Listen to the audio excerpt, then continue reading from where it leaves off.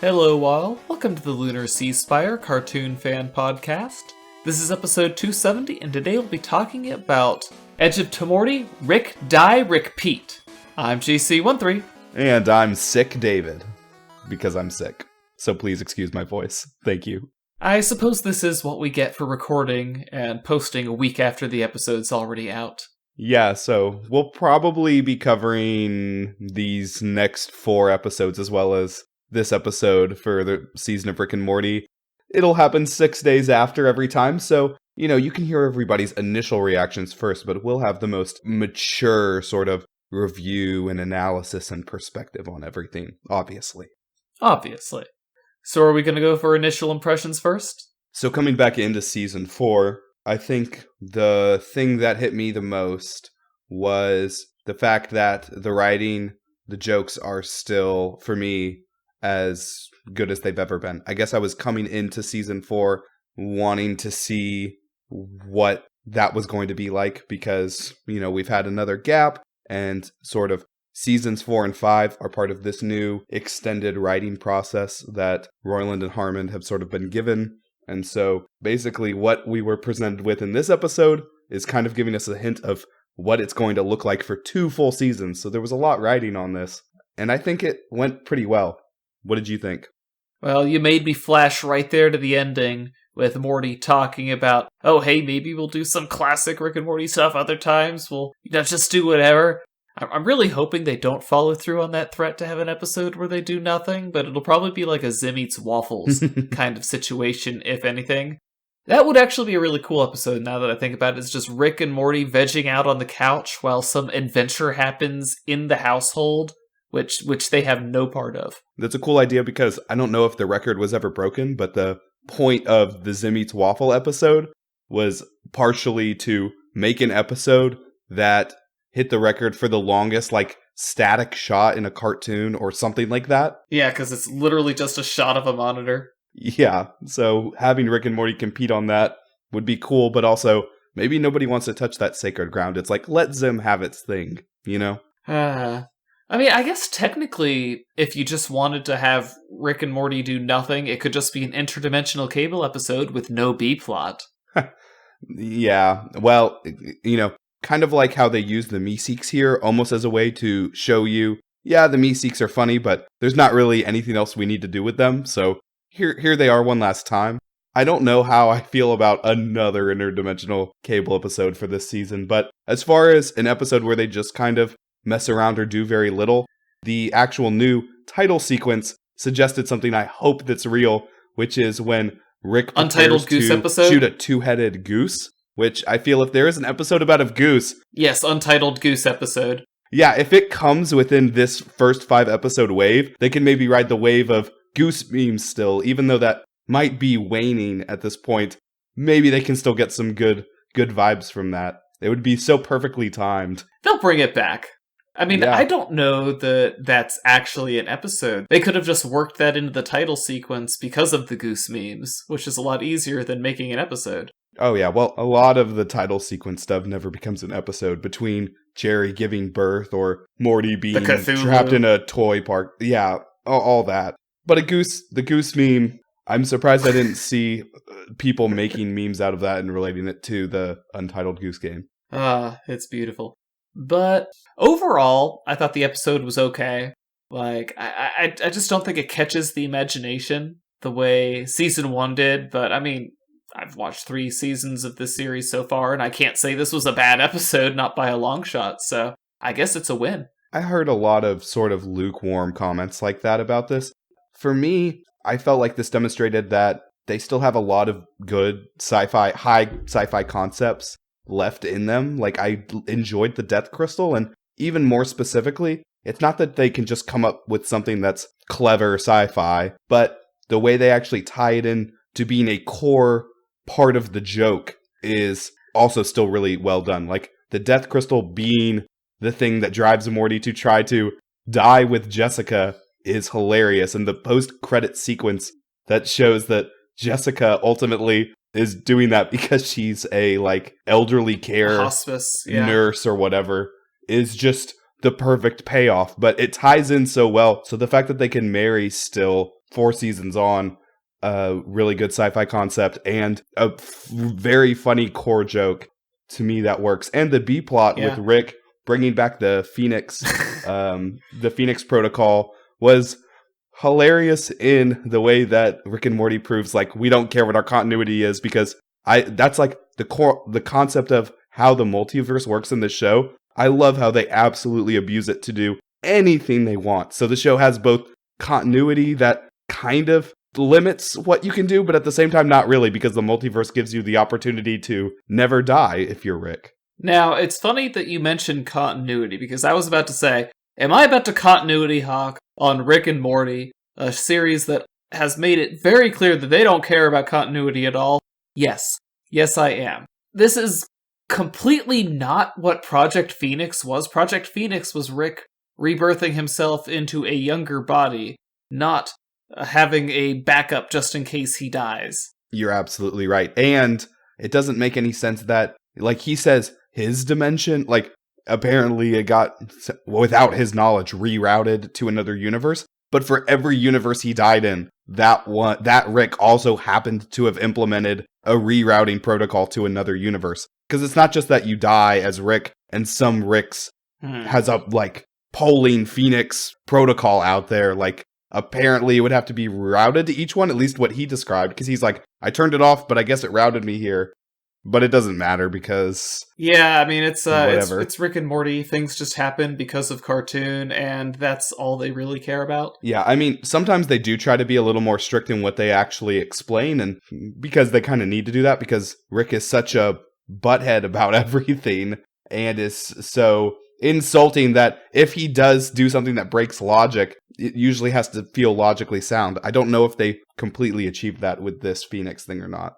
I mean... If I'm going to complain about an episode I generally liked, I want to complain about the ferrofluid, or as I really wish it had been officially called, the feral fluid, which makes more sense, I think. But was it? I didn't... It's ferrofluid in the subtitles, but I think it sounds like feral fluid, and I think feral fluid would make a little bit more sense, because that stuff is wild, and I think that's a name that it deserves. I love how they just fit that into the third act, like the A and B plot culminated in this super weird, what looked like it was guest animated abomination. Yeah, like you know, in Jerry's words, stuff anime. Was cool. Yeah. I mean, let's build an episode around that stuff. Well, I love that the hologram Rick was honestly a good enough concept to take up even more of the episode. And the fact that he even got a moment at the end where he becomes real and hypocrisizes himself. Those were all really solid jokes to me. I mean, I'm sure it was meant to be understood as, oh, you know, he's a hypocrite. You know, I'm pretty sure they were coming from a very political place there. Well, I don't know if hologram Rick displays any politics. Obviously, the fact that Rick keeps entering universes that are controlled by Nazis is a little more of a statement. Yeah, he wants to know, when did that become the default? I don't know, if we're going to go on the Nazis for the moment, I did not like what I thought was a very unsubtle dig at the fans. You know, you have a little Nazi Morty demanding that... oh, hey, I want just classic Rick and Morty adventures. And it's like, okay, guys, yes, we understand. You hate your fans. Thank you. Thank you for working into an episode like a mature content creator. Yeah. Well, the funny thing about that to me is that when I watched the episode, I thought of that Nazi Morty, like, obviously him demanding old adventures, that connected to me as being, like, a fan demand. But I didn't link in my head that they were also calling the fans Nazis. So I don't know if it was intentional to be that way, or if it's just like, it's, you know, fascist Morty, and he's also saying some of these things, because there's a little bit of that meta commentary mixed in throughout the episode anyway. So I don't know, but also, yeah, some Rick and Morty fans are, you know, the classic basement dwellers, and maybe they're being insulting. So I don't know. Anyways, since I'm still in complaining mode, before I get myself out of complaining mode, I do want to... that fluid stuff, which was completely unexplored. I mean, it looks super cool, and it did what it needed to for the episode, but it's like, yeah, 40 seconds of the episode devoted to Caterpillar Goldenfold being eaten alive by Wasp Rick's family, and I'm just thinking, maybe we use that time to explore, you know, more of something that was left unexplained, you know? Maybe? I mean, because the only use to that scene was one, having our Rick experience another Rick who was actually cooperating better with his family. And also the joke of Morty eating the little spawn that comes out of him. That was a good joke. It's like how empathetic, it might have been a political statement too, again, how empathetic they are to fellow wasps, but, you know, just how completely callous they are to other obviously thinking, feeling creatures that are not wasps. Yeah, I mean, the political lines are blurry. To me, that one didn't speak as much of a political statement, but anything could be interpreted at this point. I mean, if we wanted to bring out our pipe of civil discourse, good show. But I do think that this episode is doing a lot of work to set up what the status quo is for Rick and Morty's relationship. And so, again, like that scene sort of puts Rick in the mindset of having to be a little more cooperative or thinking more about Morty, and also Morty being very sort of the way that Rick says, did we learn a lesson at the end? And Morty's lesson is sort of that he should think more in the moment, which I don't know if that was actually a lesson he ever needed from the rest of the series, because he's usually a short-term thinker anyway.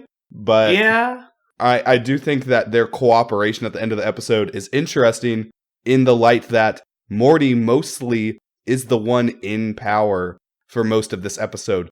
Like, against Hollow Rick, he is the more powerful one.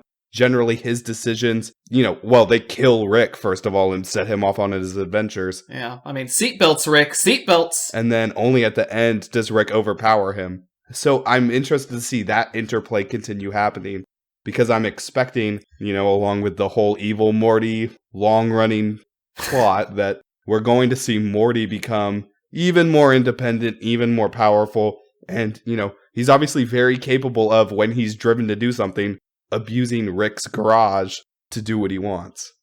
They did mention, even back in season 1, how dangerous a cocky Morty was. Right, and our Morty, it's crazy that as soon as it's not Rick's fault, even Beth is okay with Morty. It's just, in her words, as long as Morty's okay, she's fine. But, no, what Morty did was crazy. He definitely murdered some people, and even though the news lady said that everything's back to the status quo, he actually killed people. But I guess that's the afterlife does exist in Rick and Morty, so... Well, we know that one warlord's afterlife does. Do we know? Yeah, well, okay, yeah, maybe that afterlife doesn't apply to everybody. I mean, I guess the devil exists. The devil also exists. And he owns... Well, does he still exist? He got the crap beaten out of him, but I guess he's still around. Yeah, well, he wanted to die so he could go back to hell, so even if they did kill him, they just sent him back home. But yeah, that's another thing they could have spent 40 seconds more on, elaborating on why they're okay with Morty.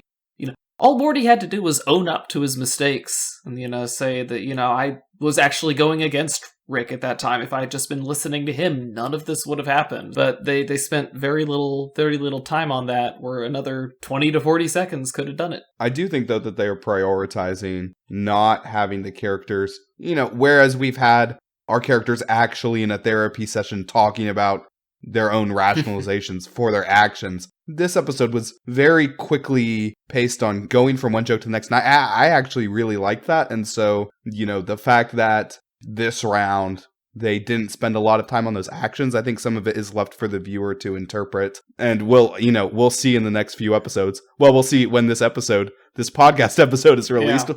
Everyone will find out that night how the adventures continue, but I'm expecting a lot of development. When this podcast episode goes live, we'll already know what happened in the second episode. Oh, right.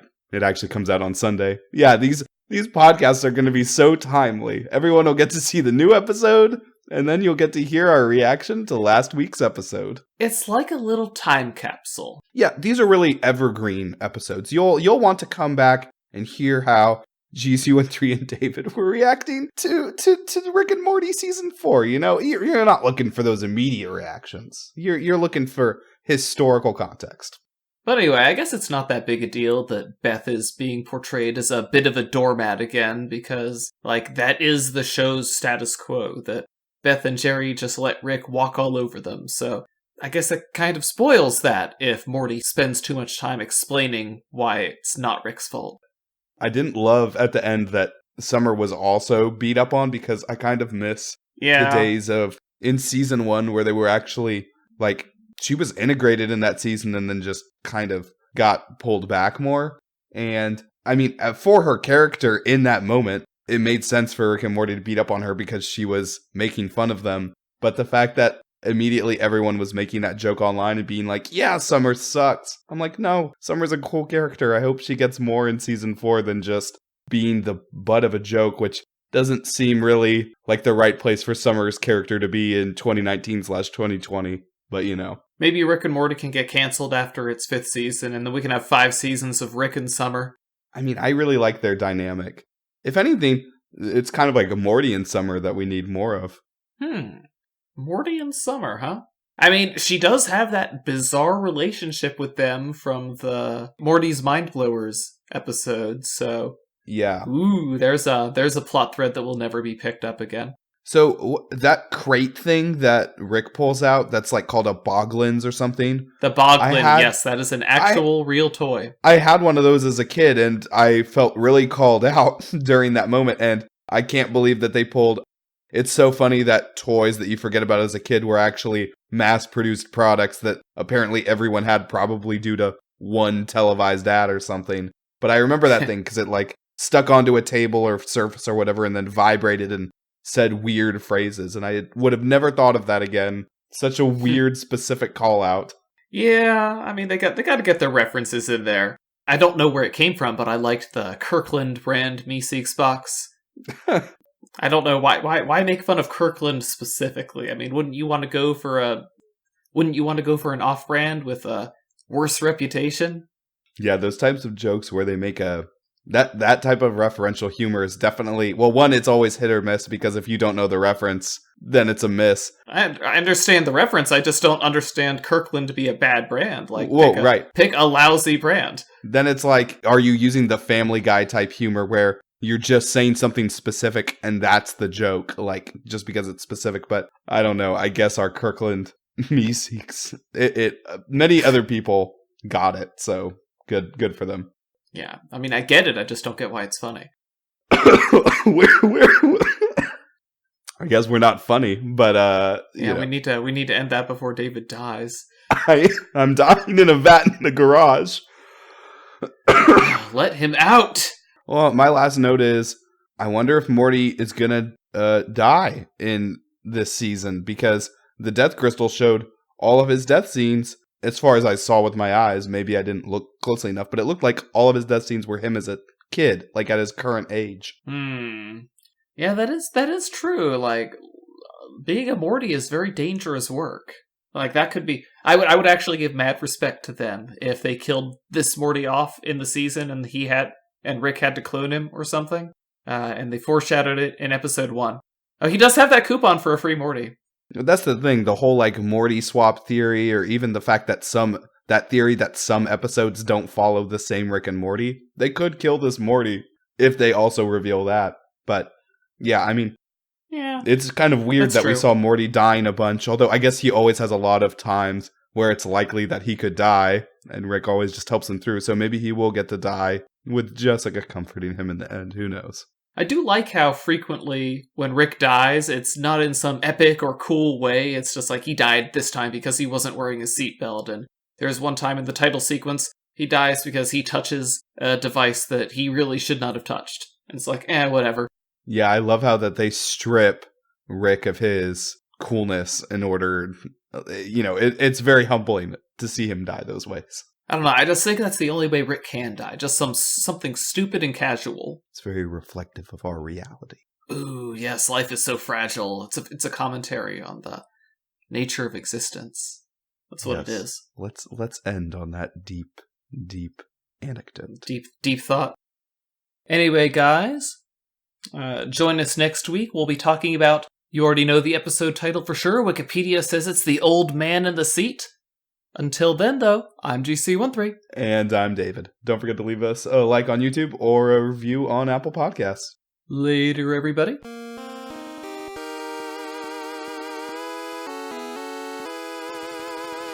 Our opening and closing music is by Mark Soto. For more cartoon-related content, please visit lunarceasefire.com.